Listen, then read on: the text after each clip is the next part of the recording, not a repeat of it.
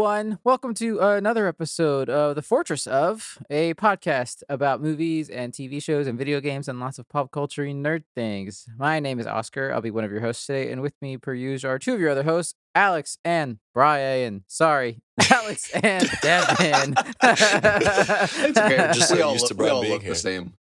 I got in a routine there. What's up, everybody? Yo. Brian's missing in action, but maybe he'll be here soon. He might pop in at any moment. He's Which on would the be- way. Yeah. Yeah. How you guys doing? It's starting to snow, which is weird because It's it was snowing. warm yesterday. Yesterday, I didn't have to wear a jacket, and today I have to wear snow boots. Yeah. Can't relate to that. It's like 70 degrees here and beautiful. So Just another day of, glorious global warming and climate change and just mhm. stark great. Our realities. planet's doing fine. It's awesome. Good old February. Right. Right. So we got a lot to get to. So should we hop into our first segment of the week, Oh yeah. Let's do it. Let's do it. which we like to call News talk. listeners? You can, if you want to jump to any separate section or piece of news, look in the time codes. They're all there for all the spoiler tags or whatever we might get to.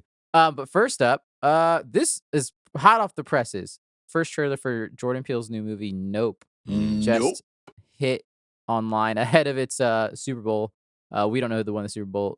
Let's go Rams. Hot off the go presses. Bengals. I don't know. It looks to me like Jordan Peele's tackling aliens in It this sure new does. movie. I gotta say right off the bat, I love the title of this film. The whole idea that black people historically in like horror films are always like, this is a fucking bad idea. Like, Yeah. I just think it's hilarious, and I love the line. I can't remember the actor's name off the top of my head, but she's great. Is it Keke Keke Palmer. She sees like Yeah. the alien in the back or whatever, and it's the classic like Steven Spielberg shot where the camera zooms in and the person like sees something in the distance, and then she just goes, nah. Right. Yeah.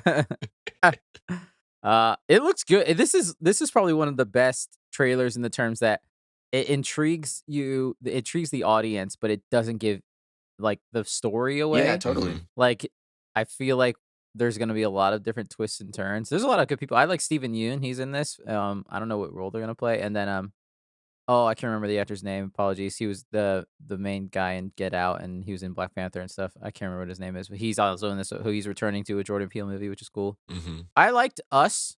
We were just talking about it off the pod before we started. I thought Us was a better horror movie than Get Out, but I think Get Out's the better movie, probably. Yeah, I'm hoping this will be. I'm more so in it for like a good film versus like a great scares. I really loved the filmmaking and the storytelling that Jordan Peele was doing in Get Out.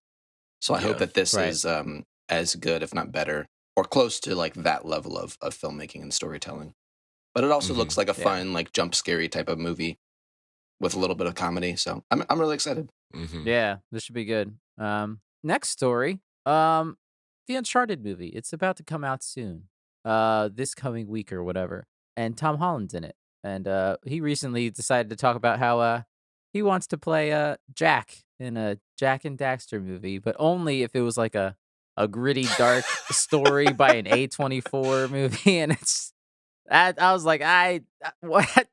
So I can agree with half of those things that he's saying. I would love to see. I love Jack and Daxter as a kid. Yeah. And I would love to see those stories again, either through like remakes, remasters, video games that I can play, or a movie that I can Mhm. just watch really quick. I think it sounds amazing for a movie. I could totally see him playing Jack or Daxter, maybe both. That'd be fun. But like as an A24 like super artsy spin is kind of like a very left field. It'd be Yeah. weird. Would he still be a weird elf man? I don't know. Yeah. I don't know. But funny enough, like after this news came out, the director of the Uncharted movie talked about how he's in talks with Sony about making a Jack and Daxter movie. So Yeah. there's a connection. So Oh, maybe God. Tom Holland was kind of insinuating maybe he's already had talks about him playing Jack, and I don't know, but it's weird. It would be weird. But I would not be surprised if this happens. I feel like I saw a meme actually. I feel like he's either a wizard or just he's also famously really bad at leaking things, which everybody knows. right. Mhm. But Yeah. there's a meme video that I saw a couple weeks ago where it's just a compilation of interviews or like off the wall just conversations he was having with people. And there was like just a bunch of different timelines, and they were like, oh yeah, like who's your celebrity crush when you were growing up, or like who's like a celebrity that you find really attractive? And he's like, really quickly, he's like, oh, you know Zendaya? She's in a couple things, like she's just so beautiful. And then next, she's like, okay, what's superhero? What's your favorite superhero? If you could play like any superhero, and this is like long time ago, he's like, man, I've always loved Spider-Man. I think that would be so cool if I could play Spider-Man. And then another time, he's like, oh, do you play video games? He's like, yeah, I love video games. The Uncharted is like one of my favorite series. Mhm. So he's just like making his He's life happen. manifested his whole Right. life. Yeah, He is. I mean, props to him. Like, if they managed to even just make a Jack and Daxter movie, I'd be excited. totally. I don't know. I don't know how. Are we Yeah. gonna hit Tom Holland fatigue Probably. at some point? I don't. I love him so Yeah. much though, but it'll probably happen. Yeah. I mean, it's cool because, like, in one way, I guess it brings, like, if you have like a A-list celebrity that can bring attention to, like, oh, I would star in this movie, you know, then you have like an easy draw, but you don't have to star in every game movie that you were a fan of. I'm telling you, he's like him and Henry Cavill are competing. Yeah, to I was be in gonna those say, video game. Henry stuff. Cavill's Yeah. going to be right behind him on like so Witcher, and then next he's going to do That's like what they should do. Warhammer. It should be Henry Cavill as Jack and Tom Holland as Oh Dax. man, that'd be amazing. That would actually work. This gigantic Jack man. Oh wow. That might not be terrible. I mean, he's already in a weird fantasy world now with Witcher, so Mhm. Yeah, just add some ears to him. that sounds They're really both fun. just going to make a cinematic universe of video games and like board games that I love. So Henry Cavill will be in the next World of Warcraft movie and Warhammer and whatever right. else. And Tom Holland's just going to do the Sony stuff, and, you know, eventually they'll cross over and, you know, have their own cinematic universe. If they could they'll do a God of War next. Yeah. Ooh. I mean, that's what, Alex, you weren't here. We were talking about how The Rock said he's making a new video game movie, and that is one that I don't think any of us thought of. He could be Kratos. Oh yeah, I did hear if about they're that making news. a God of War movie. He could pull Wow. off Kratos. He could pull it off. I kind of don't, because I don't know if he'd have the range for the emotional beats, but he could probably pull. He could definitely pull off the action parts, obviously, but he might be able to pull it off. If they go back to like early God of War, where he just yells all Yeah, the it time. depends which God of War they're doing. Yeah. It's true. That's a good point. They could be doing serious, And The Rock is pretty emotional good God at of being a War or villain. So, angry Kratos. yeah, angry Kratos, he'd be pretty good at it, I think. Yeah. Angry Kratos. All right, last bit. Nintendo had a bit of a direct this past week, and so we're just gonna talk about some major highlights, not everything, because let's be frank, we don't really care about every single thing they announce. Who? 'Cause, you know, I love me. I love Nintendo. Yeah. I have not played or will play most of the games that they announced, but I'm here for it. I love it from afar. Sorry, Alex. Sadly, no Breath of the Wild 2 announcement yet. Damn it. Maybe it might come. It might come this year still. Who knows? It's coming But one day. fingers crossed. But we did one of the big ones that they're bringing back, which I knew that at least Devin and now Alex, I knew that we were talking about it before. You were excited about is Mario Strikers. Hmm. Yo, this was like a sleeper hit on Game Mhm. Boy, and then it was re-released on what was it? The Wii. It was such a great, fun game. Yeah. Mhm. Man, I remember a lot of great times we had playing this game. And hard too. Yeah, yeah. Yeah, it was hard. Tough to master, easy to pick up, but so much fun. Mhm. Yeah, I'm excited. Mhm. It seems Yeah. like it's a sequel, not just like a new port. So I'm excited. Right. I'm excited for some like new features, maybe some new characters. I hope they do it more in the spirit of like the first game, because the second one, I think the Wii one, I tried to play it, and like some of the characters are like so slow. Like they kind of like made the Oh, interesting. sidekicks more like, you know, like archetypal. So like the ones were good at shooting but slower. Right, like Bowser's And then got some more were really power fast, than like but really bad yeah. at shooting. So it kind of changed. It wasn't as fluid as like the first one, where it's just like nonstop sprinting and like slide tackling and like, you know, just Right. going for the ball so much. So I hope they do it more like the first one, because that was like I played many hours on that on the GameCube. Yeah. It was very fun. I like how they're keeping the aesthetic of it. It still looks like Mario Strikers. They didn't like try to do too much with the look of it, so that's kind of cool. Yeah. That should be fun. Yeah, this is a dangerous game, boys. Between this and Yeah. I'll yeah. have FIFA, Rocket League, and I Strikers. was about to say, is this Devin's just got another cycle soccer through game to those. play? Yeah, I don't think I need a single other video game than these three ever again. Speaking of soccer, they're also doing a new Wii Sports. I guess it's going to be called Switch Sports. But I remember playing so many hours of Wii Sports. Wii Sports sold the Wii, basically. Maybe it because came there with was it, nothing like- else going on the Wii, but man, that game was It's fun. true. Yeah, it looks like there's Yeah. going to be tennis and soccer and volleyball I can't remember if there's boxing or not, but there's bowling is definitely They back. could absolutely do that because you can Oh, do Wii bowling was the best. everything with the Wii controllers. You can do with the Switch controllers, right? Like you can, it has the same motion Yeah, capture Right, kind it's of the it's thing. same. honestly a Yeah. little bit more responsive. I think going away from the camera control and just it being like motion censored and like gravity based Right. Mm-hmm. is Yeah. a better feature. But the soccer Mhm. honestly looks really fun. Yeah. Oh, that's pretty cool. Yeah. Yeah, the return of Wii Sports. That's kind of interesting. I can't remember. I love the boxing one. I'm not sure if that is back, but I'm excited to play more tennis and some volleyball. But Yeah. I feel like they need some kind of like a battle one. Right. Yeah. Because that's true. The boxing was the only kind of like versus in that. Yeah. And I mean, you could play people in like baseball or bowling, but it wasn't the same exactly. Oh, the baseball was so hilarious. Like you'd hit like that big run. You're like, oh, that's absolutely a home run, and then it just drops, and the guy in the outfield catches it, just stares at you like from the screen. Oh, good Oh, times. right, Good yeah. I times. loved Oh, that. man, that's that fun. was so funny, man. Yeah, I'm excited for more sports on the Switch. Yeah. Yeah, that'd be cool. One of the other big things was their Mario Kart. They're getting DLC, which they're calling the Booster Course Pass. And I think it's like, what, 48? Yeah, 48 tracks they're going to release Holy cow! throughout till 2023, I think, or something like that. Damn. Basically, and clearly this to me seems that they're not making a Mario Kart 9. They're just going to bank on this, I guess, until the next Switch 2 or next model. And that's probably when they'll make a Mario Kart 9. But I think they know that Mario Kart is just a system seller, and they're like, we can just keep releasing tracks instead of having to make a whole game. That's and not we'll that's save not a that bad for later. idea. That's Kinda not. Yeah, smart. that's a good idea. Yeah. So they're gonna have 6 waves, they say, of tracks for the 48. But like that's a lot, and it's gonna be $25, I think. Interesting. Yeah, as a Yeah. standalone purchase, which isn't horrible, I guess. No.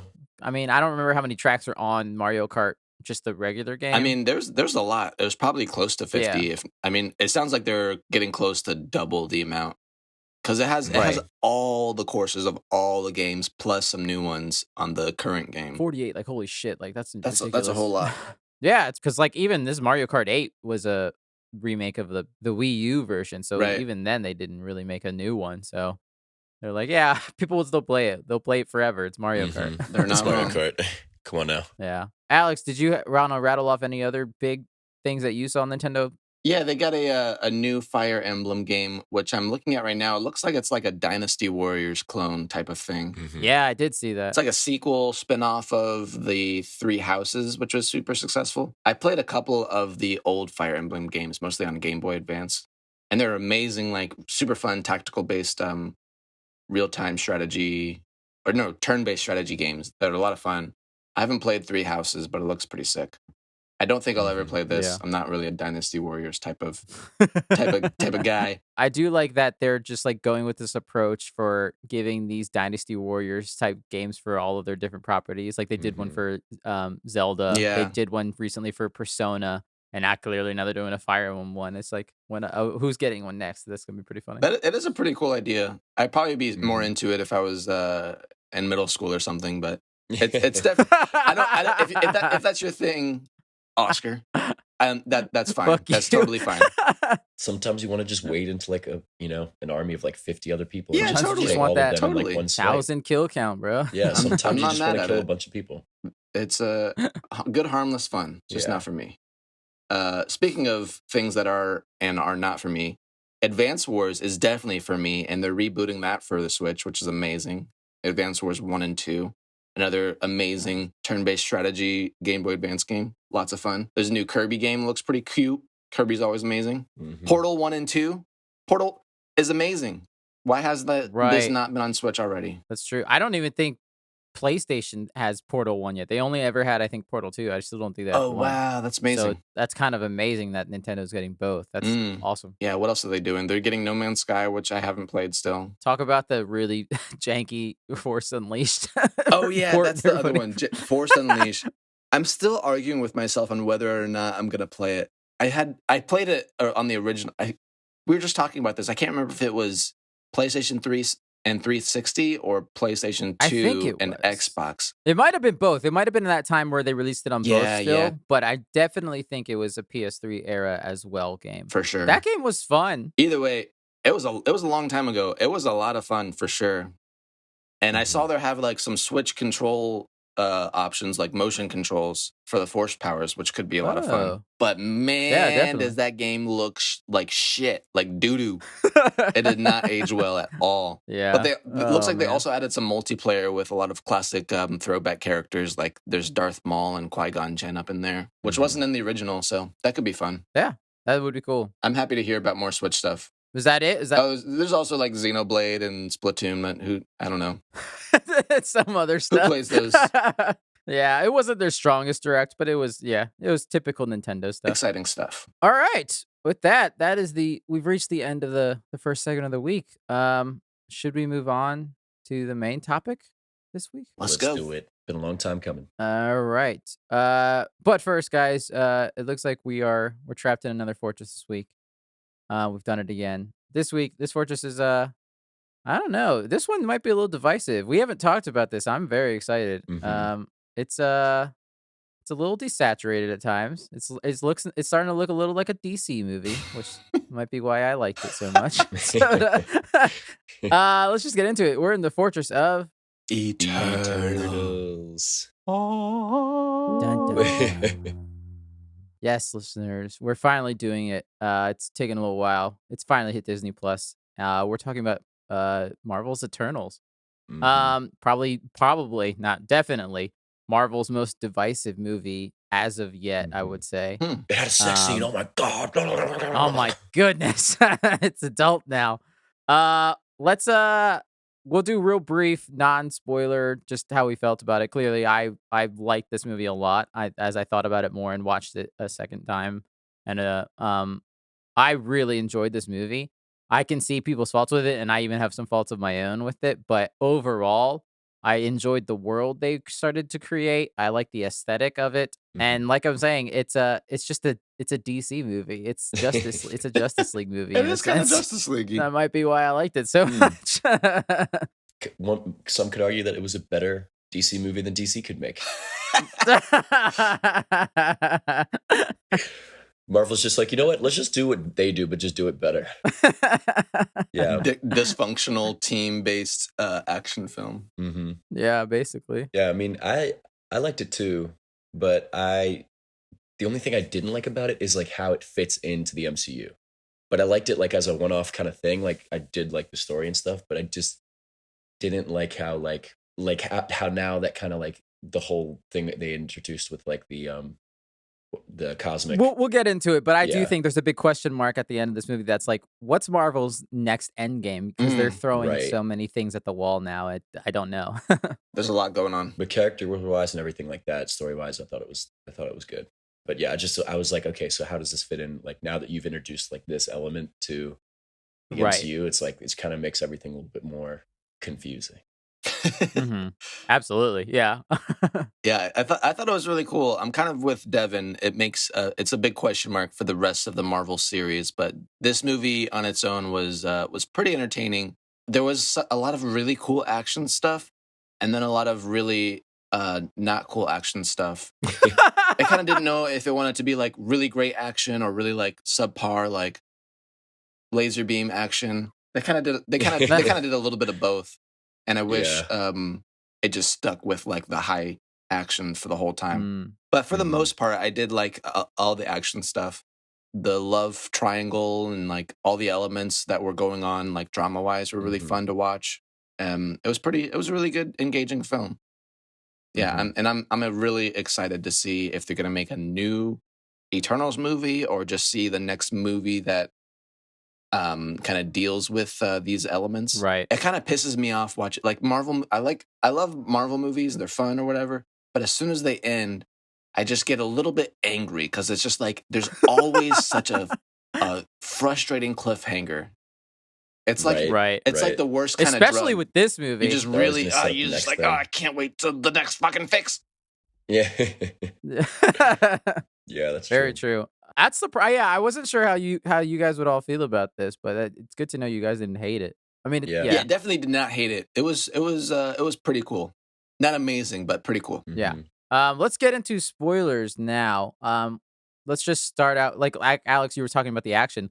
This movie starts out with a banger. I'm like, Yeah. it doesn't hold back. Like I like how it starts with a funny Star Wars crawl, which might automatically put people off at the Oh, for beginning. It's sure. like, what, I gotta read? That was pretty funny. But that fight on the beach where they first show up, I thought was I don't I can't fully agree that there's some subpar action. I think the most of the action, I like how intense it all is and kind of visceral, especially with like the Icarus stuff later on in the movie where he's just getting his ass beat in the forest. Like Mhm. it's pretty intense shit, and I was like, I'm into this. Yeah. Like this is good shit. It was mostly towards like the very, very end. Like the last like 10 minutes of that fight scene was just kind of like, well, this is like, Hmm. aside from like the grander things that were happening on a bigger scale, like it was cool to think about and to like see what was happening in the background, but just like the amount of laser beams and got a Right. little bit old. But yeah, this Yeah. opening scene was amazing. Mhm. Yeah, because I think that's also one of my favorite things about it is like I like the aesthetic of the Eternals. Yeah, it was really pretty. And like their power sets and like how they all have a different ability, but they all look like they came from the same unit. They're all just like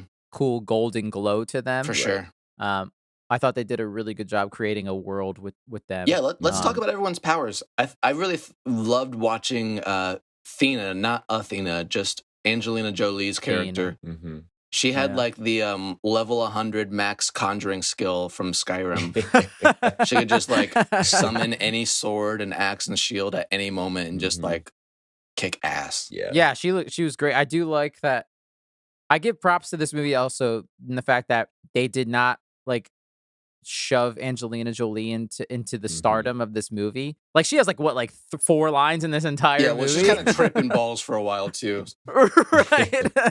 Yeah. But I was like, okay, props to you for not like everyone. This feels like an ensemble movie. This doesn't feel Mhm. like, yes, there's some people that take more of like a lead with like Cersei and stuff, but like this is everyone pretty much gets their due for the most Mm. part, and I think that props to them for making this feel like a true ensemble movie. Yeah. But yeah, I mean, Icarus is Superman. He's Yeah. Yeah. evil Superman. You know. He flies like him. He's got laser beams. He Yeah. seems like he's super strong. Also, he's definitely got like the most He's well-rounded really angry powers. a lot of the time. Yeah, Yeah. He's super angry. That's for sure. Yeah, But that was crazy. I think that might be also why I like this. Like I was saying, this is a DC movie, and it's like it's Justice League. So you have Superman, Athena's their Wonder Woman. Yeah, true. You have a Flash. Mhm. Oh, true. I actually really loved that the Flash character, I forget her name, was Makari. Akari was also like a deaf character. I'm not sure if she was a deaf actor, but I thought that was a really cool element to just see. Yeah, that Yeah, was very cool. I think it makes it kind of sense because she creates her own sonic booms. So you could Mhm. also potentially think that she kind of deafened herself because she would travel Wow. so quickly. So I thought Mm. that was an interesting element to have. Yeah, especially there. like given the lore. Like I'd never heard of the Eternals. I don't know anything about them based on the comics, but Mhm. in the world that the film was creating, like they are non-human, like kind of like robot characters. They're robots. Yeah, Yeah. like clones or whatever. They're just like created by this being. Mhm. So it's interesting that they are also flawed, or maybe like was she created already deaf, or was she created and then lost her hearing because of the sonic booms? Right. Mhm. Well, clearly, like as we'll learn later in the movie, Arisham, the big celestial, isn't very good at creating life. He does a bad kind job. of a dick. Yeah. He does a bad job. Yeah. That's kind of the whole He did a point. bad job with the deviants, and he did a bad job with them. Like he's not good at it. Yeah. Yeah. Oh, and then Fastos is he's a cyborg / a Green Lantern character. So it's like, Oh, that's the like the smart guy. yeah, the one who he's like Hephaestus. He's the creator, the Yeah. god, Yeah. basically, the inventor. Can't forget about Kamal Nanjiani's character though. He was my favorite Eternal. With his two Kingo? little handguns. Yeah. Oh, with the laser beam guns. Yeah, gun he's hands. just like Yeah. pew pew pew. Like, Pew, pew. I love how they made a big deal of him getting ripped for this, and he never once is shirtless. I thought that was Yeah. hilarious. He was super ripped in that He in that was Bollywood so sequence. and like I feel like all that time that he spent getting jacked, they maybe should have given him some dance lessons for Bollywood dance lessons because Oh, he the was Bollywood thing? stiff. Yeah, but he was by far my favorite part. He was my favorite part of this whole movie because like every single one of his one-liners and the dynamic with him and his assistant, that was so Yeah, funny. that was Like, pretty great. That was pretty Oh great. yeah, I like how they're making like a documentary the whole time. Yeah. It's like, this is the life of the Eternals. Yeah. I also love that he's just been perpetuating his own like family saga. Yeah. Like, way to hustle. He's like an 8th generation actor and a Bollywood actor and stuff. Yeah. Yeah, ever since they split up. Yeah, that was pretty cool. And then Druig, who was probably the lamest character and had the lamest power. Fuck Druig. He was pretty depressing. I mean, that power is kind of like he could take over the world with that pretty power. powerful. Yeah, but he was so lame. He's pretty emo. Oh, see, I kind of like Druig. He was just like sad boy. He's like, like he was so. He made humans. sense though, where it made sense that somebody had to be like, we're watching genocide. Fuck this. I don't want to be here anymore. Yeah. This shit sucks. Just like I liked that element of it. It kind of helped set up the whole conflict that was later to come. Yeah. Yeah. And then I really liked I liked their take on like a strong man for Gilgamesh, because like first of all, it's cool that they had that they called him Gilgamesh, because that's like, like a human myth, which is pretty cool. But like the fact that he was just like this big, he's got a belly and he just kind of walks around real slow and he just punches the fuck out of everything. Just, like that's all you want to see from a big strong man, It's like he straight up pimp slaps a deviant at one point in this movie. He open hand slaps a deviant. Like I like Gilgamesh a lot. I just love how he's just waddling around like the battlefield and he's just like boom, like he's just walking around. Like Thena's over here doing flips and stuff like that. And he's just like, making beer. Yeah, he's like strutting around like like that's what I'm saying. Like everyone, like I didn't have a problem like remembering characters because everyone was so distinct in this movie, which I think they did a good job with, considering how many characters they had to balance out. Right. But yeah, like I could find something that I liked about all of them. There was also the Switch who could like shapeshift and whatever, and she had illusions, and then Ajax was like the main character who could change. Her power was pretty lame until the end. She's the healer. Basically. Yeah, she could heal. Yeah, Ajax was the leader. She was the healer. Who was the main character? Cersei. Cersei. Oh, yeah, Cersei. We haven't really talked about her Cersei's. power was a little bit lame. Cersei's power was like what? Like matter shifting? It's like transmutation. Yeah. Yeah, like she could just change stuff, which was pretty cool. So she always would feels like she would just change everything to like flower petals and stuff. Like oh, this bus is coming, like flower petals. Which I did like that they showed the bus driver later on, because I remember watching this like, did she just kill a bus driver? Did she just turn him into flowers? We're safe now, but those people in there, there's like 30 people on that bus. That was a bus load of people. We're safe now. It's okay. Flower petals. It's just like for creating, if Erisham created these people or whatever to fight like these giant beasts. That whole changing matter power just doesn't seem very useful for fighting giant beasts. But hers is kind of the most useful one, because she, like, by the end, fight in the forest, like she changed, like they're getting their asses kicked, and then she just like changes one into a tree, which is the most fucked up tree I've ever seen. But like that was pretty random. Change them into a tree. It's like boom, can't fight anymore. And then, they do a little of like hand wavy, like, just believe and you can do it, like type of thing with her character specifically. Right. Which it's like, okay, it's a superhero movie still, so there's some old tropes in there, but right. Yeah. Speaking of Cersei, I like that there's we finally got to see Jon Snow and Robb Stark again together on screen. Right. There's so many Game of Thrones like elements. Yeah. Yes. I mean, Cersei, it's not spelled the same way, but there's a Cersei. You get Robb Stark and Jon Snow, which that moment that they have them walk and meet each other, they totally like shot that way on purpose, because people would freak out in that moment. Yeah. Great. He's if you're expecting a lot of Jon Snow in this movie, don't. He's not. I was upset. I was like, where is my man? He's by far the most useless character. He's there to be like he's like, hey, don't worry, I'm here. I'll just not here. I'll be here later. He's there to tell Cersei, he's like, you're my queen. Right. She's my queen. I love her. Oh, why didn't you stop Thanos? Why? Which, yes, that's probably one of my biggest issues with this movie, because, okay, so clearly they're kind of deviating from the comics, because in the comics, Thanos is a deviant. So the whole point of they only stop deviants is like, then why didn't you stop Thanos? So clearly they've kind of altered that for this sake, but it still doesn't quite make sense in the fact that if you later learn on that the world is a giant pregnant woman, it's a big womb, which is weird, but whatever. Yeah. And it needs a population for a celestial to be born.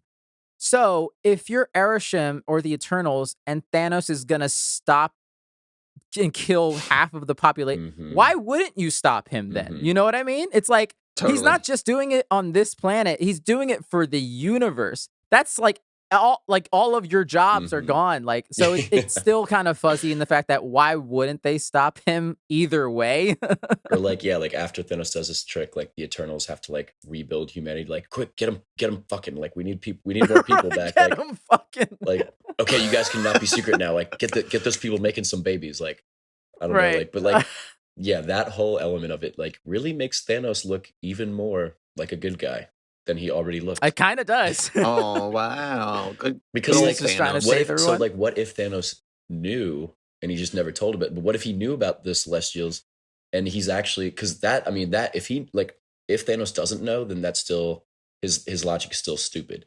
But if Thanos did know about this, then his logic to kill all like half of everyone instead of doubling all the resources, Makes now his sense. logic makes complete sense, and he's actually Yeah. the biggest hero of the MCU ever because Yep.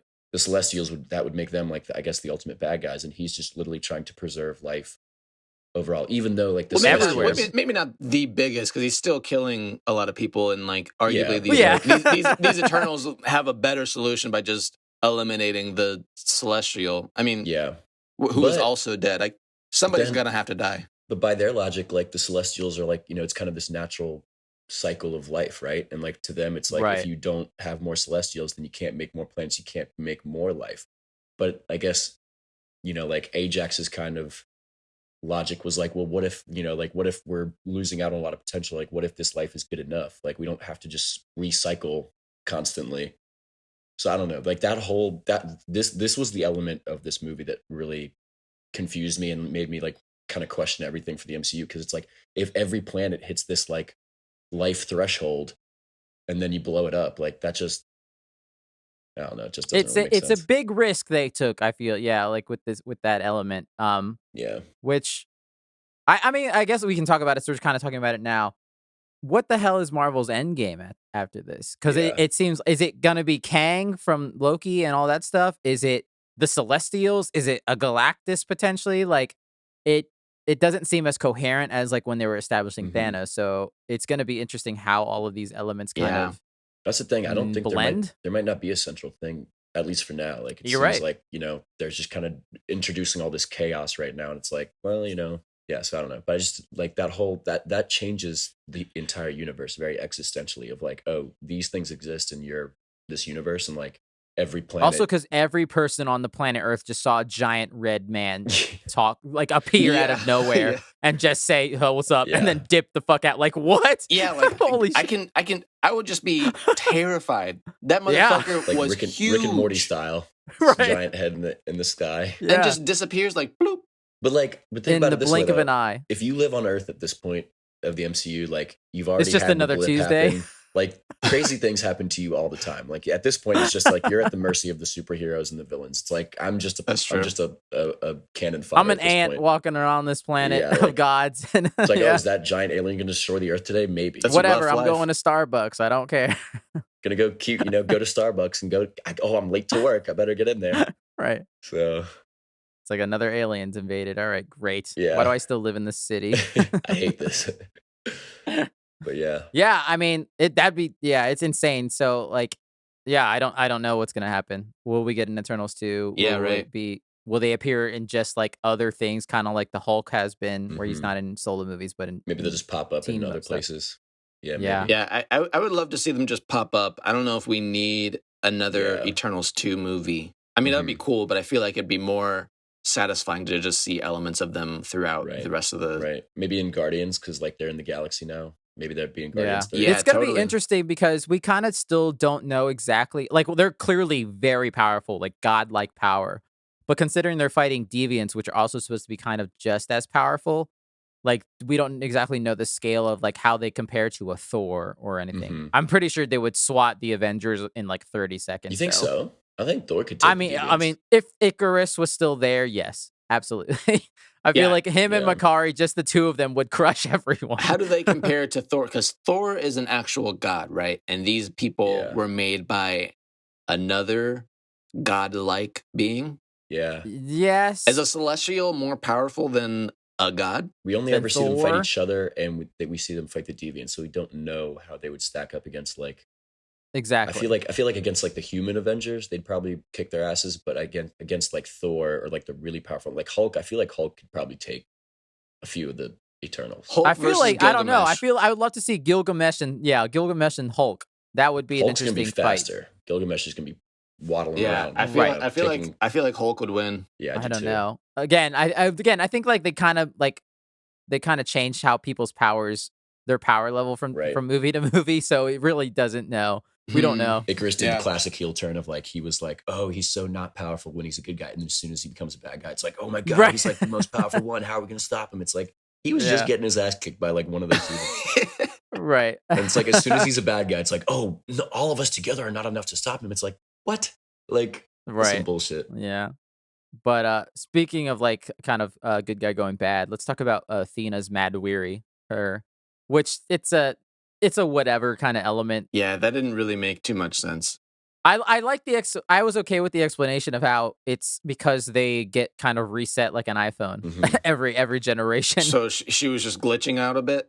Yeah, like she was she's remembering. like getting her old memories. And Yeah. she's starting to remember old past lives, which I was like, okay, I That guess I kind could. of that fuck kind with of it. happens to my iPhone. I get that. Yeah, but that's kind of how they nerfed Athena, right? Because like she was too powerful by herself, so they're like, okay, we got to nerf her a little bit to like, Yeah, I guess so. you know, because add in an element of like, oh, we don't know what she'll do in every situation. Right. But I think I fell in love with her and Gilgamesh's relationship Mhm. more than anyone else's in this entire movie. Yeah, they were so cute. I was devastated when Gilgamesh died. Yeah, he had to like Yeah. fight her so many times when she'd be going crazy, and he's just like, oh yeah, it's just part of my daily routine. Like, Right. It's just gotta, Gotta every brew now some and then. beer, make some breakfast, fight Athena. Yep. Like, Yeah. you know. But yeah, I love that. Yeah, like there's a clearly like a mutual kind of love there, but it's Mhm. not necessarily romantic, but it's like Mhm. the ultimate friendship potentially. Who knows? But Mhm. yeah, I love their dynamic. And Yeah. as soon as like that fight starts, it's like, yeah, he's dead. You know, Yeah, he's he's kind of dead. someone has to die in this movie Yeah. because they can't have them all survive. Right. And so, yeah, I was sad to see him go, man. It Yeah. was devastating. Yeah. It was pretty crazy to see that one deviant like absorbing their powers as Yeah. the movie goes on and like evolving. I did not like the deviants as like That's probably the weakest element of the movie. They're yeah, pretty like weird. they just they were so vaguely strong. Like they were as strong or as weak as they needed to be in every in every fight. Like you never really knew how to gauge their power levels. I liked how aggressive they were, but like their overall story of like it needed more development on the villain front because like the whole point is that Arishem created the deviants to go to these planets to get rid of predators that would like danger sentient life, the humans, Mhm. basically. So they got rid of the dinosaurs, yada yada. But then the deviants evolved and started killing humans themselves. So then they created the Eternals to deal with the deviants. Which just cycles the problem. It just doesn't seem like a really smart plan. No, Arishem sucks. He's bad at his job. And like if he can just like because at the end there he just like zooms them up into space. He's like, you've been really bad. I'm gonna take you, put you in a timeout. It's like, why couldn't you just do that for all the deviants then? Right. You're It's like, you're No, absolutely no, right. that's way too simple of a solution. I have to make more robots to go kill the deviants. Yeah. Like you can like just zap them into space at any moment. Like what the fuck is wrong with you? Yeah. But I don't know. Yeah, I just thought they were really generic and like very like vague and it's like, no, they're not cool. Not cool. I like their design though. I did kind of like their like metallic-y looking and how they're all kind of like one's a pterodactyl or one's a bird, one's a jaguar or whatever. I Mhm. kind of was interested in their design, but yeah, the whole element of him, I guess because they established that the deviants can evolve, that's Yeah. why this one deviant evolved to learn to Right. absorb their powers. I guess it's also kind of just like just go with it kind of element. Right. I kind of just wanted to know what that that Deviant Prime's like motivations were. Like he was really after those Eternals, but yeah. like why was he so bitter? Like why was he so mad? Well, from what he said, it was purely just because he's mad that they killed all of his kind. And he was like, Mhm. we just wanted to live. But it's like, Oh. you wanted to kill everything on the planet as well. So it's like, it's a little, Can't have it all, bro. yeah. Yeah, like he was like, oh, we both have been fools, you know, of Arishem. It's like, yeah, but like you guys kill a lot of people, so I don't. You're still trying to kill us though. So Yeah, can't you evolve? And then I was hoping that they would like work together when he was like when he got Yeah. Gilgamesh and started like remembering things. I was like, oh, this is gonna be cool. And then it's like just still angry. Like, oh, Mhm. all right. Yeah, I did Yeah. like the scene though when Angelina Jolie like killed him. That was pretty cool. Like she just like Yeah, slices real quick. It felt Mhm. like Gilgamesh kind of his essence kind of came out and was telling Thena to remember. And that line, the deviant is like talking about all these things, and then he says remember Right. as Thena's tripping balls, and she's like, oh, you know what? I do remember Gilgamesh. Slice, slice. That Yeah, was pretty anime cool. style. Yeah. Yeah. We get our first Marvel sex scene in this movie, and I will say, seeing it in the theater and also seeing it later at home on Disney Plus, it goes on for like 12 seconds too long. It holds on them for like an awkwardly long amount of time. That was like, oh, this is still going. Okay, it was fine. I Yeah, didn't really think anything of it. I don't know. I didn't even realize that it had a sex scene until I saw like an article about it after when I was reading about. I was like, oh yeah, that did happen. Yeah. Oh yeah, that yeah. hasn't been a thing before. Oh yeah. But it was very like generic movie, like, oh, just like two people. Yeah, they're having sex on a rock. That would be incredibly uncomfortable, and it's fine. But yeah. It's like it's probably really cold out I there. thought it was cooler that we had our first Marvel cinematic homosexual character. And Oh, what yeah. was his name? Yeah, Mhm. openly gay character, Fastos. Mhm. Fastos. Yeah. That was Yeah, I cool. thought that was pretty cool that they didn't like have to acknowledge it too much. They just showed him Mhm. and his family just being happy. Hmm. I was Right. like, that's amazing. That's the best way to do it. Especially considering, like, I feel like how many times they said, "Yes, we're gonna have our first gay character," and it's like, "Did you though? No, did you in the past?" Like, and like they did it with Beauty and the Beast with like what LeFou. They're like, "Yeah, he's gonna be gay," and it's like, "Did you Oh, though?" really? You're Interesting. Oh. and didn't all know they that. did was like he dances with a man at the end of the movie. It's like you're not like, but in this, it's like, okay, thank you. You're working on it. There's an actual Mhm. openly gay kiss in this movie, and it's like, okay, that's a little better. Yeah. But no, I Yeah. love Fastos. I really like the scene where he's crying because of the nuclear bomb. I mean, I Yeah. mean, it's incredibly sad, and it's like, Yeah. fuck. He's like, this is my fault. Though I didn't like that element of the movie where it's like, oh, they basically were credited for every jump in like development Yeah. that humans had. Like human ingenuity has gotten us really far, and I feel like we should get some credit for that. But like, Dan's like, humans made this stuff. yeah, come on, man. Like, he's like, oh, the steam engine, they're not ready for that yet. It's like, man, we came up with the steam engine, man. Fuck yourself, Fastos. Like, this is our shit, all right? You guys are just He's here to mad kill that some these deviants, all right? aliens We'll took figure out credit. how to, like, oh, humans couldn't figure out a plow by ourselves. We couldn't figure that out by ourselves, really? We needed this alien to come and tell us, like, hey, you want to plant some seeds. This is how you do it. Oh, so we just take like this giant piece of metal and like plow through. Oh, we couldn't figure that out. We couldn't figure that out. Yeah, thank you, almighty. The history Fastos. nerd would be mad about that. I'm mad. It's like, oh, we got to give them stuff. It's like, what? It's like, man, fuck that. Like, we came up with some good stuff, but He's so mad about it. Oh, that's funny. yeah, but Oh, it was, that was a cool scene though. The Hiroshima scene was pretty cool. It's rough. Yeah, like I can see why he's like, I'm done with this shit. Fuck this. I don't want to. Yeah, right. I'm just Yeah. gonna live my normal life with my son and my family. I and wanted leave to me know alone. more about the relationship, honestly. Like, how did they meet? How did that conversation go Mhm. when he was like, by the way, I love you, but I'll never age, and I want to start a Right. family with you, but I will see Mhm. everybody die before I get any more wrinkly than I already am. Right. Yeah, absolutely. That's. I mean, I would imagine they'd have to acknowledge that in future Mhm. things.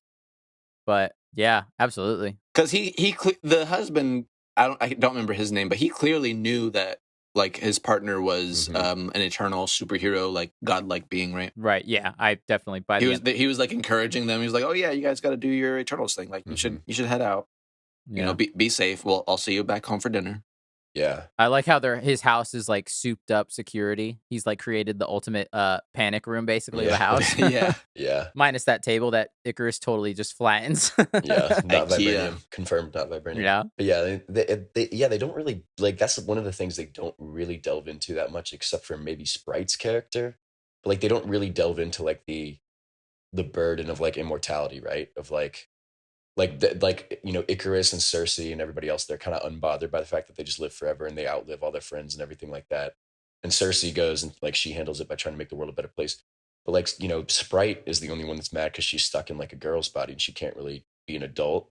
But like they don't Right. really go into a deep level of like you've lived forever, you've seen all these patterns of humanity. I guess maybe Druig, they kind of do that a little bit with Druig, and that's the one thing I did like about his character. He's like we have all this power and we're not stepping in to like actually help them. We're just, we're just here to kill the deviants, and we're not actually like, we're watching these genocides happen. It's like, it's not fair. Like, Yeah. when like we kind of created some of this technology that they're using to kill each other. And it's like, we created this problem. How are we not going to solve it? So I did like that element of Druig's character.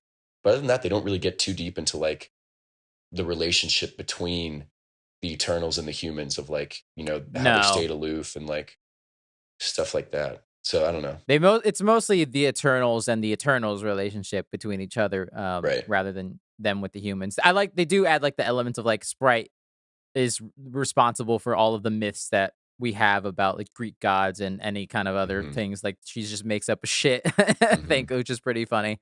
Yeah, I would love to know more about that, because like you get little glimpses of it where like they find the storage where Makari, where they find Makari on the ship, and she's just been collecting a bunch of random stuff throughout history. Yeah. And Sprite says the line where Thena has the King Arthur. She's got Excalibur. Thank you. There it is. And she's like, King Arthur had a crush on you this whole time. Like, I like little elements of like that where like they would have been in history, and just like everyone would have known them at some point as like some kind of legend. Like, I think from the trailer, I was looking forward to like the flashbacks really much, as like a history person. Like I was really looking forward to like more of the story developing through the ages, kind of like Cloud Atlas or something, where like, maybe the story happens in like chunks of like, not flashbacks, but just like, this important thing happened in like the 1800s. And this important thing happened in like the Roman Empire. Like they did that a little bit, but it was always they do like a little bit of it. 5-minute flashbacks. I wish it had been more of a fluid like story. That would have been really cool through the ages, instead of just like it's all happening to in the see modern great era. historical moments. Right. Because most of those flashbacks are just for further character development or minute character details. If they had done it that way, they could have maybe gotten into more of the burden of immortality of like, maybe there's a human that they met back in the past, and like, and it really shooks, maybe they die and like it really shakes one of the characters, but then they move on because that's what they do. Like, stuff Maybe like they'll that. kill I just Patel feel like, in the sequel, and that'll be Kingo's like thing. Because Kingo talks about how he met Patel when he was a boy, and now he's this like 50, 60-year-old man who's still working as an assistant, who knows he's an Eternal this whole time. So yeah. So I wish they played with that more, the immortality, but they just briefly touch on it, and it's like, oh, it sucks that Sprite's young, and that's basically it. Like, yeah, which I do like. They use their little get out of jail free card where like, all right, you're no longer an Eternal, so that in the next movie there's a reason why you got older. Then she goes to school. Like why would she want to go to school? Why would you trade in your card for that for school? Yeah, that sucks. Whew. She'd be like, shit. That's. I mean, she's got like soon. I don't know, man. 10,000 years of knowledge. She doesn't need to go to school. I bet she'd like, she gets to like the age of like 24 or something. She's like, okay, I want it back. Give me back my immortality. Right? Yeah. Cersei, can you do that thing again, please? Yeah, just reset. I also thought it was pretty funny that, I mean, we talk about how Marvel has to wave their hand and let us accept things or whatever, but it was like Cersei was trying to like discover her powers the whole time and like tap into her true abilities, and by the end she was just like figured out how to touch the Celestial to like freeze his body or whatever, turn him into marble. And they figured out that they could like do the unibody thing or whatever, unimind. The unimind, yeah. And it just felt really randomly specific that she could be like, oh hey, I still have some energy. Yeah. And I think I can do this really one specific thing and take away all of your powers and make you a human by just touching you, and I just know that I can do that as a fact right now. Yeah. If you give me a second. I was like, how does she know that though? Like, she didn't know anything else. Mm-hmm. How did she figure that out? It is, yeah. Make-A-Wish Foundation. Like, hey, anything you want. I got the power to do it. Right. Speaking of that big fight at the end, I do have to mention Makari very quickly became like my favorite in that moment where she kicks the utter shit out of Icarus. The fast one? The Flash, basically. Yeah, she probably had the coolest action sequences. Every time she was running really fast, it looked so cool. And Fastos' traps were doing pretty good in that scene too. That was pretty. I was impressed by like how good Fastos was doing. That was really great. I really loved that sequence up until, I don't know. I think it's when like Fastos and Icarus are just like blasting each other when he breaks out of that cage. It just kind of gets a little bit lame. That's fair. The rising climax until the freezing of the hand, but it's whatever. For the most part, it was really There is dope. an element when Makari starts to fight Icarus where they implement in the music, like this weird like guitar riff, and I fell in love with it. It was so I was like, this is randomly amazing. I love this so Wow. much. But yeah, Yeah. her element of when she's just like constantly going back and sonic booming his ass. I thought because like we've seen Speed done it so many times at this point, and it didn't feel old watching her do it. Which so I thought that Yeah. was pretty cool. There's that moment earlier in the movie where she runs across the whole Yeah, entire that was planet. amazing to find Oh. the guy. Yeah. I still feel like they haven't really figured out how to make super speed look cool, like graphically as they're going. Like the Flash looks goofy as fuck in like the DC movies, and this one here, like, yeah, the sonic booms part was cool, but like it still looks a little goofy whenever but somebody's like running that fast. Like I feel like their step count isn't high enough or something. I don't know. Maybe that's just me. You want to see a Sonic feet, just like a blur. Right. Yeah, like cartoon style, like, you know, like just the little Nah. wheels going, and then they. I don't know. I like the way that they did it in That's this funny. one. I thought it was Yeah. really, really cool looking. Yeah, Yeah. I mean, they definitely did better than DC, but that just goes without saying. So.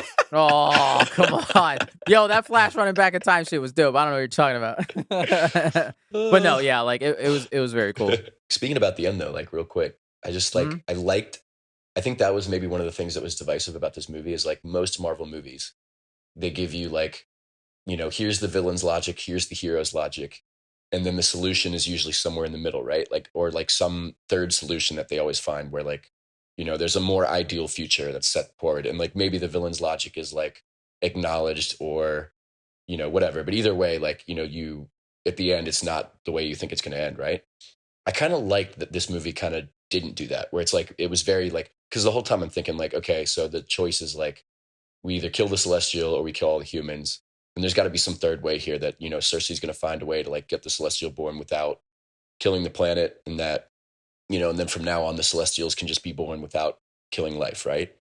But they didn't do that, and like I kind of liked that kind of like finality of it. No, that it literally is one way or the other, and like you just have to Right. pick a choice, and like she just chose to kill the Celestial, and like I kind of like that like that, you know, no, like there is no third better option. There's just one, this option A, option B. They like, weren't able to like do both or put the Celestial back in its egg. yeah, and- right. Like and- you literally just got to kill yeah. it or kill all the humans, and that was it. Like, so I kind of like that element of the movie where it's like, you know, that there isn't like a better third option where everybody wins. You know, Right. Yeah. Mhm. it was a little refreshing. How'd you guys feel about the Icarus turn? Like, did you see it coming? Type of thing. I mean, I was waiting for some kind of reference at least, but when he, Right. I thought it was pretty lame that he just decided to like, you know, end things for himself. I felt like he could have like at least. you mean when Icarus flies too close to the sun? Yeah. Yeah, I mean, I thought the metaphor was you know was great. I appreciated the metaphor, but I was Yeah. upset that he couldn't like just apologize and like make amends to his friends and be, you know, just Right. move on from that. He's just like, I fucked up. I'm gonna kill myself now. I just thought that was a little bit Yeah. upsetting. Yeah, he was a true Yeah. soldier. You know, he was just Yeah, I guess. Yeah, he could say that he was just too well programmed to do his job. True. He was going to Very do that. true. He was going to do what Arishem wanted. I thought it was interesting that Kingo said, "Fuck this! I'm not in this final act." He's just like, Yeah. I'm not fighting. What the Nope. hell? I quit. Oh, wow. Bye. He didn't have that like he didn't have that classic like, you know, I'm not going to fight, and then he actually shows up when he's most needed. Yeah, like, nope. you know, fires a few shots at Icarus. He He literally wasn't just in there did at not all. show up at all. No. He's like, I'm out. Yeah, and then he shows up Damn. at the end, dropping Sprite off to school. It's like we needed your help back there, dude. Like, Right. Wow, he wasn't in that whole scene. No, he didn't show up. Oh, he my wasn't. He wasn't goodness. there. He in the whole really last said, fight. "I'm leaving," and actually didn't come back. Yeah, Kamal Holy Nanjiani cow. had some more bench press to hit, I guess. Like, or some more Bollywood dancing to do. That's crazy. So even when they did the Unimind, No, he wasn't there. He wasn't there. Which is why I'm assuming I would like to see like there's an extended cut where he's just like in the middle of a scene of Bollywood, and then all of a sudden he just goes "Burn," he starts floating to the sky. That's They're like, whoa, hilarious. what a great addition to this movie. Right. Wow, dude. It's so interesting. What a piece of shit. That was cool though. Like, again, breaking kind of the I can't believe it didn't show up. It was kind of breaking the typical mold of a superhero movie of like, oh, I'm not going to fight, and then they always show up and help in the end. Where it's Yeah, like, right. no, I literally am not coming. Like, I kind of like that too. Like, I That respect it. I mean, and to the same way, like they kind of stuck with their guns. That Sprite did turn as well. Like she straight up stabs Cersei in the back. In the back. Mhm. And it's like, no, like she didn't change her mind at the end or anything. No, what took her to take her out was Droog had to smack her in the back of the head really hard with a rock, and then that was it. Yeah, I'm mad she didn't apologize either, though. No, Like she just walked up slowly, and then Homegirl's like, "I forgive you, and I'll do this thing to help you," like without any words. Yeah, but that's like I feel like back. that goes back to their relationship because they've known each other so long. Like they kind of understood each other's logic. Yeah, whatever. So it's kind of nice to have that. Like, I'm just gonna say, if one of you guys literally takes a knife and puts it into my back, you gotta at least say sorry one time. I'll say sorry. I promise I'll apologize later. I'll forgive you, but you gotta say sorry. There'll be a good reason for it, Alex. There'll be a really good reason for it. Okay, I would hope so. And if I'm trying to kill like half the population or something, you know, I'll understand. Okay, good to know the rules to this. Do you guys think the Eternals smell? Because they wear those costumes for a long time. But they're robots, so maybe they don't. Do they sweat? They probably don't sweat. That's true. So maybe they don't. Yeah. Okay. I had that question. Because they're wearing those costumes for like 10,000 years. I mean, they're probably very dirty, but they don't smell like body odor, just like elemental sweat. Yeah. And they drink spit beer, which is pretty hilarious. Yeah. Oh, this was other things, DC related. I don't know how Marvel did it. There's 2 pretty big DC references in this movie. The fact that they name drop Superman and Batman. And I was like, how did they do this? I didn't know you could do that. Yeah. When was the I thought there was like Batman? laws against that or something. When was the Batman one? I forgot that. Someone references how Patel is like Kingo's Alfred at one point. Oh, yeah. Because he's like his butler, basically. And then little kid says Icarus is Superman later in the movie. I was like, what is happening? The worlds are colliding. Yeah, that was crazy. Was that like some kind of lack of quality control, or was that like intentional, you think? Well, I think definitely is intentional because Chloe Zhao, the director, like in interviews after this movie came out, talked about how Icarus is 100% like influenced by the Man of Steel version of Superman, of Zack Snyder's Superman. That's which you can tell. He's a dark, brooding, angry Superman, basically. But I'm just surprised that they were able to like get away with that. And yeah, me too. Yeah, I thought that was really interesting. Thor used to follow Kingo around, so there's your little Avengers Easter egg he mentions. He knows Thor. Speaking of Game of Thrones references we were talking about earlier, the reason I like this music, I realized, was it's the same composer who did all the Game of Thrones music. Nice. So I was like, there's another Game of Thrones connection to this movie that's already filled with Game of Thrones Chloe connections. just watched one episode of Game of Thrones. She's like, I want that guy. I want that guy. I want that name. I want this music. Yeah. And then, so the ending, it seems that Athena, Druig, and Makari, they all leave in the ship because they decide to try to go find other Eternals. And then Phastos, Cersei, Sprite, and is that it? Who else is left on Earth that Erisham just snatches up like a real asshole? Did he snatch up Sprite? He didn't take Sprite. I'm assuming because she's no longer an Eternal, but he took Cersei, Phastos, and does he get Kingo? Kingo. Yeah. Yeah, I think he took the 3 of them. And so they get snapped up, and basically Erisham's like, we're going to decide if I'm going to fuck this planet into the dirt based off your memories of this planet. If he's going to judge them. He is the judge. So we'll see. And either Eternal 2 or something else. I don't know. Yeah. They definitely, I mean, I hope they'll resolve What's going to happen that. if he's if he says they're bad? These memories suck. I'm gonna. I don't like Earth. He's just gonna. I hope he just comes back to Earth. Squish it with his fingers. Yeah. No. He's gonna get like a cosmic golf club and just knock the shit out of the Earth hole. He just sees like one memory of like I-95 traffic. He's like, man, fuck this planet. Like I am done with these people. These people can die. This planet doesn't deserve to live. They came up with like this. They came up with this as a way to live. Man, no, hell no. They don't deserve that. We are getting that celestial out of there. We're going to do some CPR. That is hilarious. Yeah, that is a local reference to a major highway along the East Coast. It's not fun. Not a fun highway. No, it is not.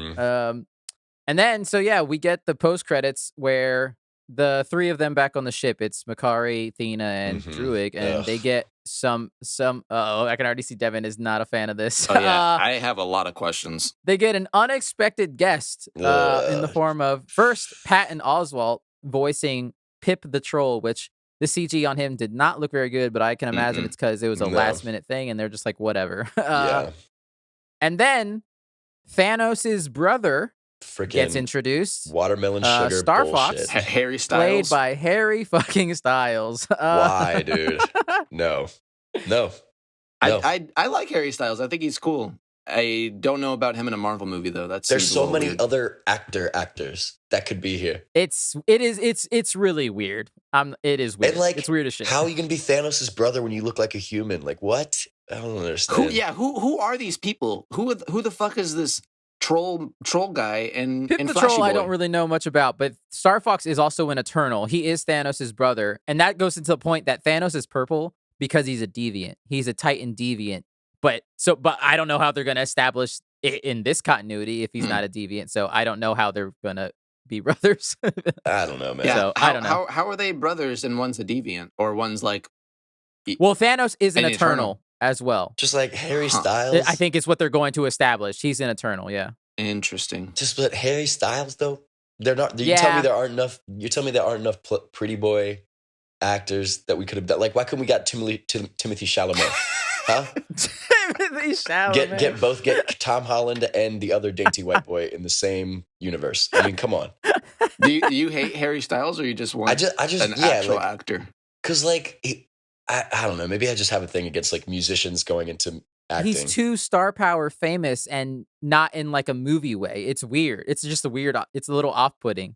Yeah, It's that's like what the I'm same saying. reason why I gave them props for not making Angelina Jolie the star. And then you throw in Harry Styles Yeah, and it's yeah. like, Right. I don't see a character, I see Harry Styles. That's what I'm saying. Like, I feel like it breaks the illusion of the MCU a little bit. Like, A little it's like, bit. It's I not. see I that. don't know. But maybe he's a great actor. I don't know. But I'm just saying, like, for me in that moment, I was like, what the It just makes me fuck? want to know who this character is. Yeah. It seems like a Tony Stark kind of like celebrity superhero type of a person. The way he Yeah. just walks in the rooms like He Mhm. seems like "Hello."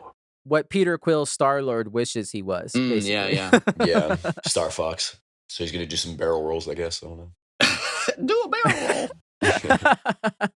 Yeah, it's interesting. It's weird. We'll see how that plays out, that storyline. Yeah, But that was weird. he's going to help them find Arishem or more Eternals. Who knows? I don't know. And like, what? Okay, so wait, it's Makari. Where did they even come from? It's a portal. I don't know. who else? Who else is in there? It's Makari, Druig, then Star Fox, and the guy that the troll that came with him. Is there another Eternal that went with them? Athena. Athena.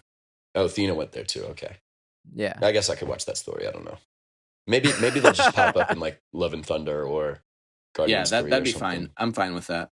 Yeah. Let's talk about the last little snippet at the very end. Yeah. The last the post very credits. end. We get Dane, Jon Snow, his character, who at least I knew before that he's the Black Knight in Marvel Comics. And so I knew that at one point he's going to have to pick up that ebony blade, which they name drop earlier in the movie, which is funny. Oh, really? I missed that. Yeah, when Sprite asks Athena if that's the ebony blade when she's holding Excalibur. Oh. Yeah, so that was one thing. That's how the movie ends, actually, was he's about to tell Cersei, he's like, my family's got a history, and then she gets zapped out of the universe. Yeah, I was really upset. I didn't know where that was going. I honestly didn't know anything about the Ebony Blade or the Black Knight. Yeah. So I had to do a little bit of research. Mm-hmm. Yeah, so you see him, he's about to touch it, and you get a little bit of a voiceover, which they don't tell you, but we now know it's fucking Blade. Mm-hmm. We get a Blade hanging out with a man with the ebony blade, so it's two blades. Wow, 2 blades, Yeah. no stones. I just feel like so from that character, the Black Knight, I guess, is the character that he becomes with the ebony blade. Yeah. Like he's like a good guy, but it's kind of like a Jekyll and Hyde kind of thing, right? He's cursed. The blade's cursed, so he has like a family curse on him. So Okay. it's like, I think the more he kills with it, the worse it gets, or he has to kill to not be as cursed or something. I don't remember. Interesting. Exactly. But either way, like if there's any, because he seems like an anti-hero kind of villainy kind of character, and I just feel like Jon Snow is just such a like He's such a nice guy, though. Kit Harington is such like a nice like boy that I just feel like it's gonna be hard for him to be. I a love bad guy. him, but that seems like weird casting if that's the character. Well, I feel like they're gonna lean into him being the brooding. This is my burden, which is all Jon Snow was. Okay. Yeah, he's great at that. Yeah, so Yeah. I think they'll be able to do You know, that. got to go watch The Wall. Yeah. But you know, he's great at that. We've already established that. So I think that's probably what they'll do with it. But yeah, it is exciting that the Yeah. blade is, you know, finally getting closer. Yeah, I mean, to see them do a team up, that'd be pretty sweet. That'd be kind of cool. Mhm. It's crazy to see how many directions by the end of this movie Marvel is going. They're literally Right. going in the past, in the future, into space, and into Fighting vampires, medieval maybe. times, into vampires. Yeah, they're going There's a lot going every on. direction. That's what I'm saying. Like, I don't know what their next big move is, because like, is it vampires? Is it celestial? Like, and again, like you were saying, Devin, it might just be all of them at different times. It might not be one giant thing they're fighting, but Yeah. it is seem like they're kind of just throwing everything at the wall and seeing what Yeah. sticks at some point. So I mean, I guess it's just like how comics come out in real life. There's not Yeah. one central villain. There's Yeah. just all these comics coming out all of the time. And it's probably inevitable with, when you try to bring a comic universe to life, like eventually you're going to have to be what comics are, which is chaos, like all the time. Yeah. Like, nobody's ever dead. Like we're just going to do right, whatever feels good. right. Which is what I'm saying. Like, Icarus is dead, but Yeah, also it's he's coming established back. in this movie He's coming that back, he's though. a robot and he just has millions of them in Arishem can just make all of them. Yeah. Oh, true. But he also could just go, like, I don't know, did going in the sun even kill him? Who knows? Maybe not. Right. He's probably just leveling up inside the sun. Right. Yeah. If you don't see the dead body, It's true. He's not dead. Yeah. That's fact. But I do Fact. think like a buddy cop movie with Kit Harington and Mahershala Ali's Blade and the Black Yes. Knight, I think that could be really cool. And like, Mm-hmm. it just depends on how they do vampires, like how they're going to bring vampires in. Maybe Multiverse of Madness will have some kind of impact. Maybe on they'll bringing fight the Jared vampires in. Leto's Morbius. But like, oh Jesus, no. But like, I'm like, I don't know, like, and that's the thing. Like, Marvel's been so lighthearted and stuff. It's gonna be weird to get into like a really dark, twisted thing that is vampires. Like, how are they gonna bring that in a like supernatural shit. Yeah. How are they going to do this the MCU version of vampires? I don't know, but maybe It's they gonna won't be even weird, dude. be bloodsuckers in the traditional way. Maybe they'll kill people in a different way, kind of thing. But I'm just like, I'm kind of upset that it sounds at least like Mahershala Ali is doing an American accent, given the fact that he is British, I think, isn't he? Or is he not? I can't remember now. I don't know.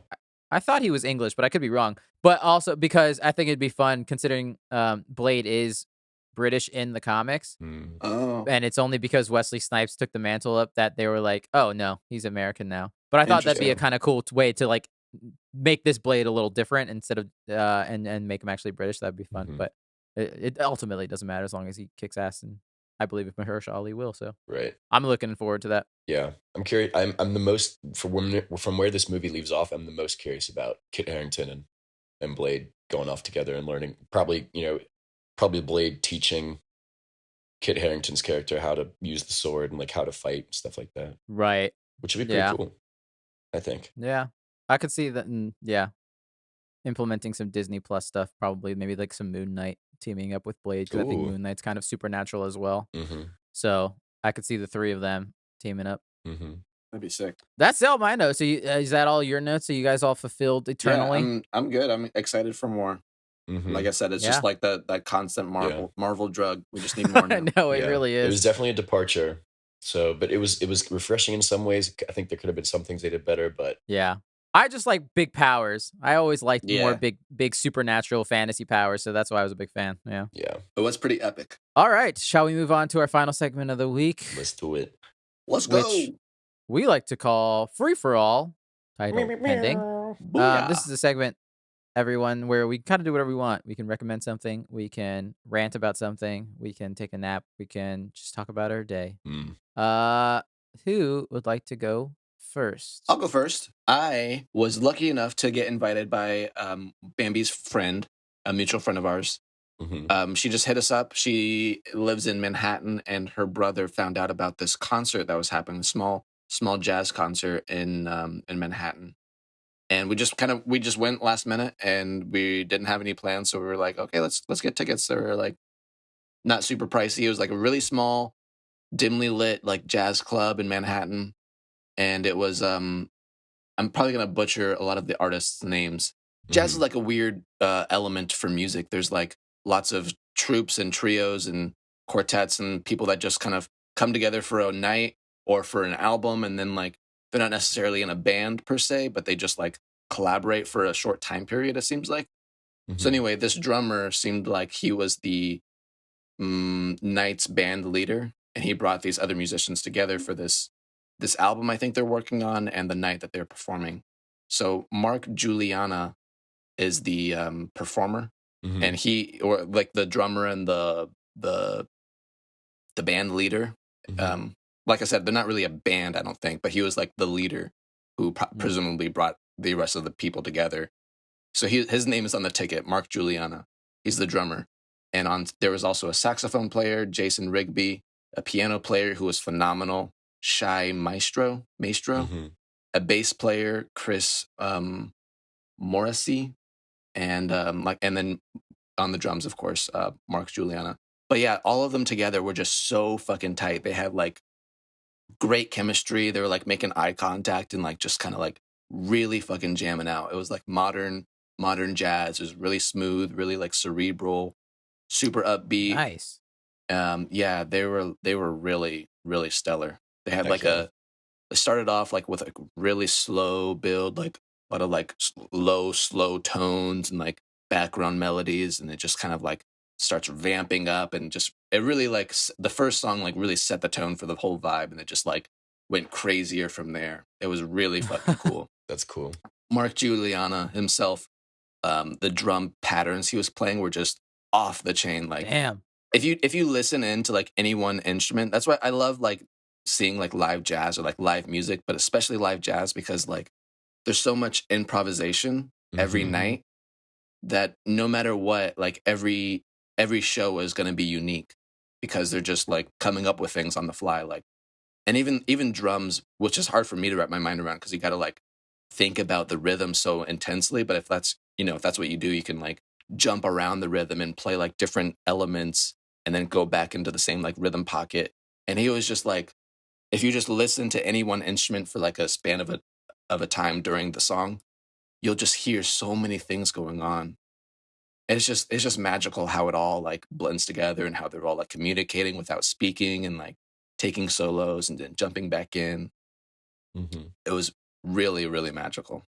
That's awesome. Yeah, that's Yeah. Was so it sick. just that one band that whole night? Yeah, it was. It was That's awesome. really cool. It was, and like I said, it was a really small club, so we got there early. We had like front row seats. It was really fucking cool.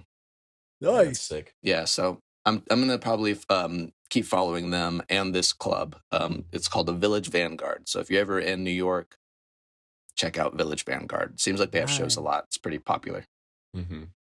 That name sounds familiar, actually. I feel Yeah, like I just heard something else about that place, but I could be wrong. yeah. It's Is it kind like of a super old place? yeah. I feel like a lot of places are super old, but yeah. I mean, it's got like a lot of like famous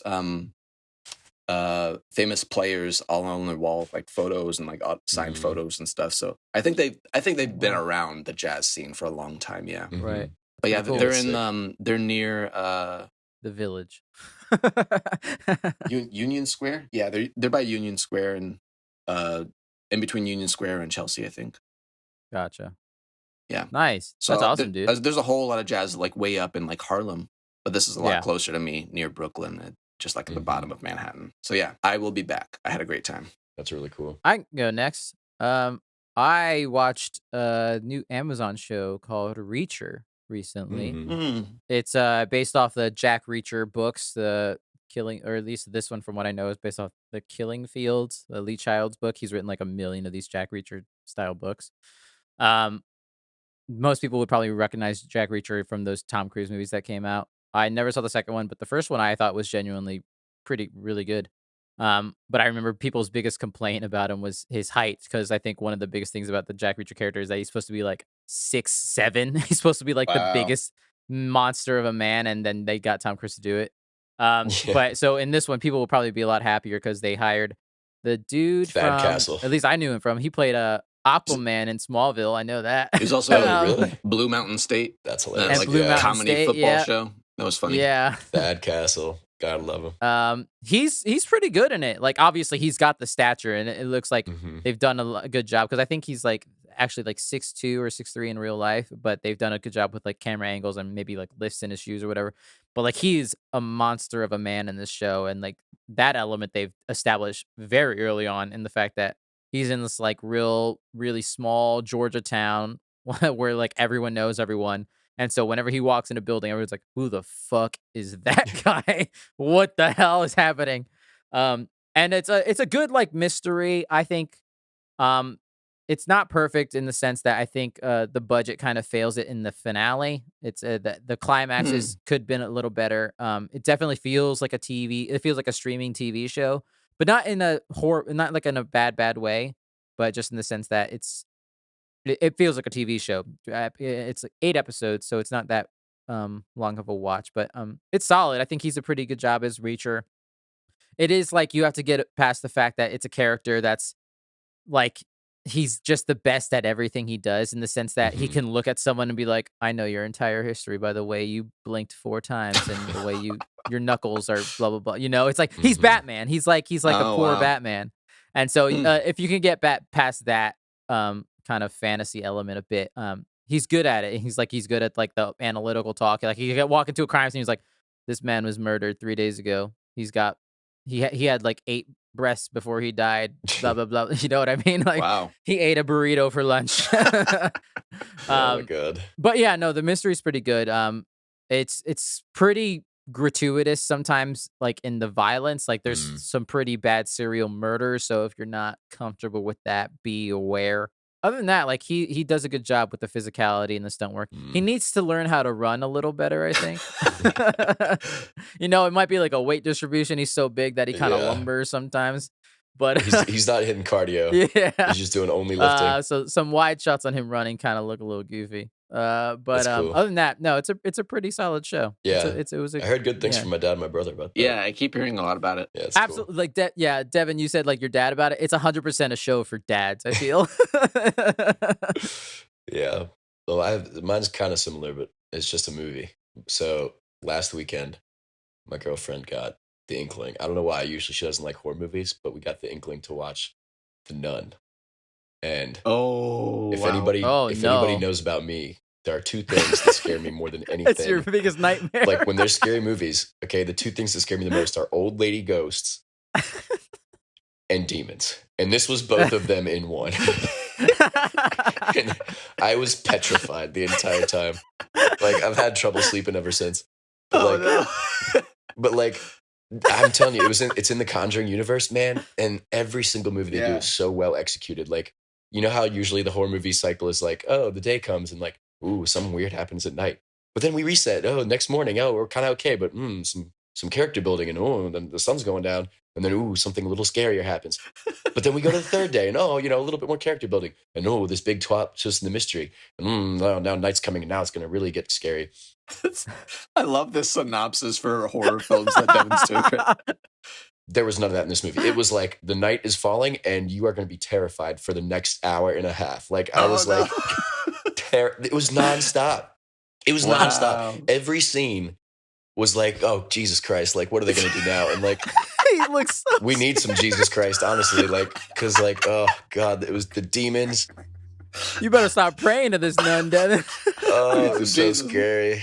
And like her eyes, man, Dang. she'd be floating down the hallways all the time, and like she has these big old yellow eyes and like I don't know, they just like you just know that bad things are, and they do this so much, they do this camera angle so much of where like the camera's on the main character and then they pan this way where like they hear a noise or something Oh, and then they yeah. pan it back and of course there's something fucking behind them and you know Of it's going to course. happen every single time and they do it like Dang. 20 times and like it was just so Oh. good. It was so scary. And like it was everything that I hate about scary movies and everything that scares me the most in one scary movie. And I was Wow. just terrified. You look so stressed out. It was very stressful. It was a stressful That sounds movie. pretty great though. But anyway, yeah, very, very well executed though. Great I was scary about to movie. say, how did your girlfriend handle the movie? She did it better than I did, I think. I was about to say, it sounds like you took it a lot worse than she did. I think like most girls, she's more like terrified of like real people and like like home invasion, like actual things Yeah, that could like- happen. And you're like, not this old lady nun. yeah. Like I don't know. I feel like she definitely fears like more slasher kind of stuff, I think. But Mm. yeah, for this it was like I don't know. I was terrified. So yeah. That was Oh, very, that's very really good. funny. Very good movie. Sounds like a good watch. Yeah, for Yeah, sure. Sounds fun. Well, that is it this week, listeners. We did it. We have done it again. Mhm. You can email us at thefortressof@gmail.com. Fortress spelled FOUR. Feel free to email us any questions or feedback, recommendations, or anything of the sort. You can also follow us on Twitter and Instagram at the Fortress of and the Fortress of YouTube channel. Tell your friends, tell your family, tell your grandma, tell your cat. Rate us on any platform you listen to, preferably 5 stars, but also any stars is better than no stars, I guess. I don't know how that works, but it's Give us fine. however many stars you want to give Yeah. us. Preferably Yeah. 5. Yeah, if it's 5. Yeah, if you want to it's give us 5. 5 stars, go ahead. But if you don't want to give us 5 stars, don't even bother. Just do something better with your time, maybe. The world's full of negativity. We don't need that. If you don't have Right. anything great to say, don't say it at all. Yeah, thanks for listening, everybody. If you are interested to see what I do, you can follow me on Instagram. My handle is Peterson Films. That's PETERSEN Films at Gmail. No, not Gmail. Instagram. Don't email me. Just hit me up on Instagram. And if you want to check out my cinematography, the stuff I do for a living, you can check my website, petersonfilms.com. Mhm. Hit me up, but don't email me. But you can hit me up. Is that your real email? Do you want? Is that No, need to be it's cut? not. It's not an email. Okay. It's not an email at all. People actually constantly misspell my last name. So for my Right. website and my Instagram, I'm like forcing people to remember how to spell my name. Mm. But I personally cannot miss professional like work related emails. Mhm.